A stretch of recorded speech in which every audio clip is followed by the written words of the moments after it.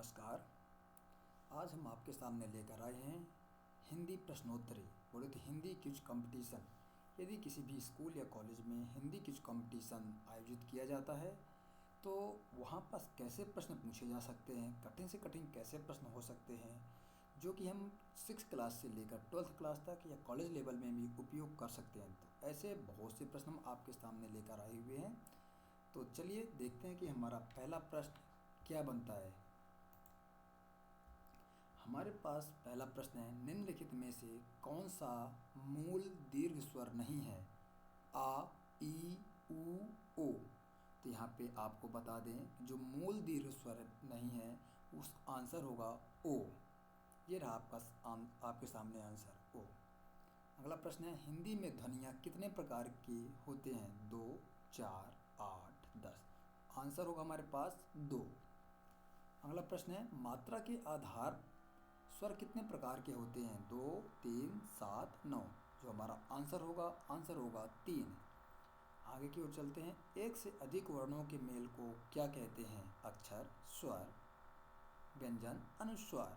तो जो हमारे पास आंसर होगा उसको बोलते हैं व्यंजन। अगला प्रश्न है हमारे पास, ई, चा, छा, जा, झा आदि का उच्चारण किससे होता है? कंठच से, मूर्धन्य से, तालव्य से, ओष्ठ से। जो आंसर होगा वो है तालव्य से। जिनका उच्चारण स्वतंत्रता से होता है और जो व्यंजन के उच्चारण में सहायक होते हैं उसे क्या कहते हैं? संज्ञा, स्वर, व्यंजन, विसर्ग। तो आपको बता दें उन्हें स्वर कहते हैं। हमारे पास जो आंसर है वो है स्वर। निम्नलिखित में से कौन सा एक दीर्घ स्वर नहीं है? ई, ए। तो हमारा जो आंसर होगा वो होगा ई। अगला प्रश्न है, निम्नलिखित में से अंतस्थ व्यंजन कौन सा है? गा, जा, वा, सा। जो आंसर होगा वो है वा। अगला प्रश्न है हमारे पास, हिंदी भाषा में कुल कितनी लिपियां हैं?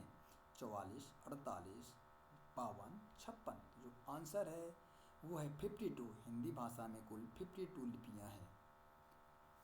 हिंदी वर्णमाला में ऊष्म व्यंजन कौन से हैं?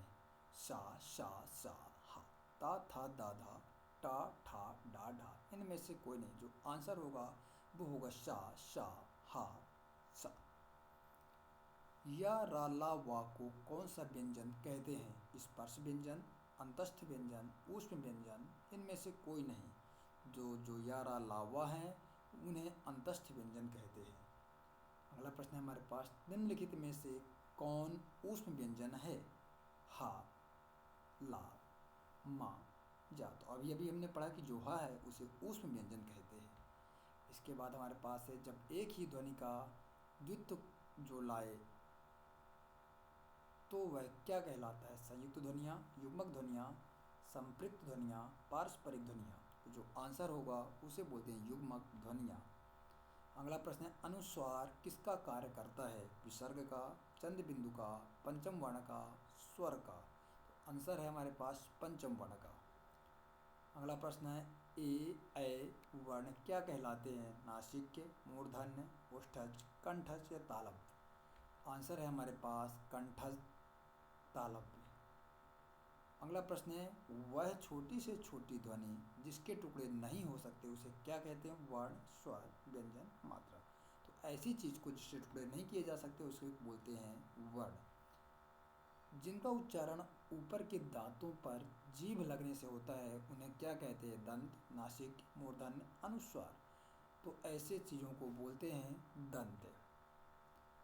किसी वस्तु को व्यवहार में लाना, इसका आशय किस शब्द से है? उपयोग, अनुपयोग, प्रयोग, सदुपयोग। तो व्यवहार में लाना इसका आशय प्रयोग शब्द से है। अगला प्रश्न है, निम्नलिखित में से किस शब्द में स्वर व्यंजन संबंधी अशुद्धियाँ नहीं हैं? आरोग्य, ईसाई, ऊर्जस्वी, अतुसुक्य। तो जो आंसर होगा वो होगा ऊर्जस्वी। जो संज्ञा, सर्वनाम आदि शब्दों से जुड़कर नए शब्दों की रचना करते हैं उन प्रत्ययों को क्या कहते हैं? तद्धित प्रत्यय, कृदंत प्रत्यय, संस्कृत प्रत्यय, अनीय प्रत्यय। तो ऐसे प्रत्ययों को बोला जाता है तद्धित प्रत्यय।